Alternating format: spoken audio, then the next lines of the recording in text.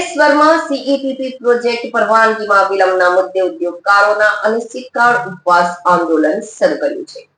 ગાંધીનગરમાં ઉદ્યોગકારોના વિરોધ પ્રદર્શન શરૂ કરતા કોર્પોરેટ રાજકારણમાં ગરમાટો આવ્યો છે। કોર્પોરેટ માધાનતાઓ જીપીસીબી કચેરી આગળ ડેરા તંબુ તાણી ઉપવાસ પર બેસી ગયા છે। ગાંધીનગર કલેક્ટરને આવેદનપત્ર પાઠવી સીઈટીપી પ્રોજેક્ટને તાત્કાલિક પરવાનગી આપવાની માંગ કરાઈ છે।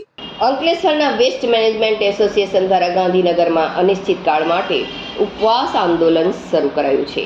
આ આંદોલન જીપીસીબી સામે સીઈટીપી પ્રોજેક્ટની પરવાનગીમાં વિલંબના મુદ્દે કરવામાં આવી રહ્યું છે, જેમાં અનેક ઉદ્યોગકારો જોડાયા છે।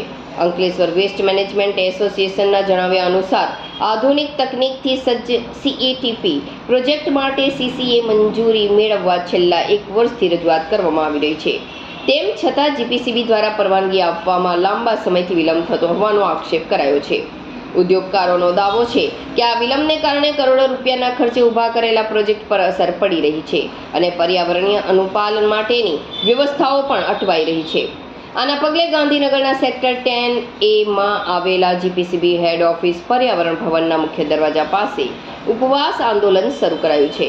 આ ઉપવાસ આંદોલનમાં અંકલેશ્વર વેસ્ટ મેનેજમેન્ટ એસોસિએશનના સભ્ય અને પૂર્વ એઆઈએ પ્રમુખ રમેશ ગાભાણી, ડોક્ટર મહેશ પટેલ, હિંમત સેલડિયા, અમલોક પટેલ, હરેશ પટેલ સહિત મોટી સંખ્યામાં ઉદ્યોગકારો જોડાયા છે। ઉદ્યોગકારોએ ગાંધીનગર કલેક્ટર કચેરીમાં આવેદનપત્ર પાઠવી સીઈટીપી પ્રોજેક્ટને તાત્કાલિક પરવાનગી આપવાની માંગ કરી છે। અમારી ભૂખ હડતાલ ચાલુ જ રહેશે ભાઈ, જ્યાં સુધી અમારી 10MLDના સીઈટીપીની સીસીએ નહીં આવે ત્યાં સુધી। કેમ કે પાછલા 365 દિવસે ઉદ્યોગકારો 70 થી 80 વખત ગાંધીનગરના ધક્કા ખાધા છે, જેનું રોડ રિસ્ક તો અમારું પોતાનું જ હોય છે ને ભાઈ। તમે પોતે પણ સમજી શકો છો કે કેટલું રોડ રિસ્ક હોય છે। આજે જેટલા મેમ્બરો આવ્યા છે એમને આવેદનપત્ર આપવું પડ્યું ભાઈ તમે જરા શાંતિથી ચલાવજો, કારણ કે આ કોઈ અધિકારીઓ આપણું ઘર ભરી જવાના નથી, આપણે તો આપણી ફેક્ટરી જાતે જ ચલાવવાની છે। માટે અમને જ્યાં સુધી સીસીએ નહીં મળે ત્યાં સુધી અમે આ ઉપવાસ આંદોલન છોડવા માંગતા નથી। કેમ કે અમે જે સીઈટીપી બનાવ્યો છે એ ઉદ્યોગ જગતના હિત માટે છે। ગુજરાત સરકાર પણ અમારી સાથે છે, ફક્ત અધિકારીઓ જ નથી સાંભળી રહ્યા। નો પ્રોફિટ નો લોસના ધોરણ પર જે ગવર્મેન્ટની સબસિડી લીધા વગર અમે કોઈ પણ રાહ જોયા વગર બેંક લોન લઈને જે બનાવ્યો છે સીઈટીપી, જો એ ચલાવવા દેવા ન માંગતા હોય તો એ શું કહેવા માંગે છે એનું અમને કશી ખબર નથી પડી રહી। કોઈ અદ્રશ્ય શક્તિ, કઈ અદ્રશ્ય શક્તિ જે જોકે હવે તો જગજાહેર થઈ ગઈ છે કે એક બીજો સીઈટીપી છે જે 35 થી 37% પ્રોફિટ કરે છે, જેના બેલેન્સ શીટ છેલ્લા 7 વર્ષના બેલેન્સ શીટ તો મેં પોતે સ્ટડી કરે છે કે 35 થી 37% નેટ પ્રોફિટ કરી રહી છે। તો શું એ નેટ પ્રોફિટને એમાંથી કંઈ ભાગ હિસ્સો મળી રહ્યો છે? અમને એવું પ્રતીત થઈ રહ્યું છે કે હવે તો કે ભાઈ અમારો જો સીઈટીપીને અમને યા તો પરમેનન્ટ ક્લોઝર આપી દો, જેથી કરીને અમે અમારા ઉદ્યોગોને બીજા કોઈ સ્ટેટમાં લઈ જઈએ, જેથી કરીને કંઈક અમારું ભલું થાય। ઉદ્યોગકારો ખરેખર થાકી ગયા છે। આ 521 જેટલા અમારા નાના ઉદ્યોગકારો છે જેનું હિત જળવાઈ રહેવાનું છે, મોટી રોજગારી ઉત્પન્ન થવાની છે। કેટલાય લોકો કેટલાય સમયથી કોરોના કાળથી જે લોકોએ ઈસીએનઓસી સીસીએ મેળવી છે ત્યારથી પરેશાન છે કે ભાઈ અમારું આજે ખુલે કાલે ખુલે। રમેશભાઈ વારે ઘડી અમને આશ્વાસન આપે કે ભાઈ હવે આપણે છેલ્લો 3 દિવસનું આપ્યું છે કે 3 દિવસમાં તમારું થઈ જવાનું છે।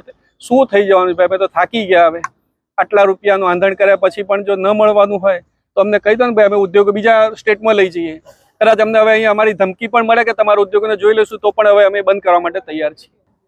ના, હજુ તો કોઈ નિર્ણય આવ્યો નથી અને અત્યારે અમને મેમ્બર સેક્રેટરીશ્રીએ બોલાવ્યા છે તો ઉપર વાત તો માટે ગયા છે ને હવે જે નિર્ણય આવે તે।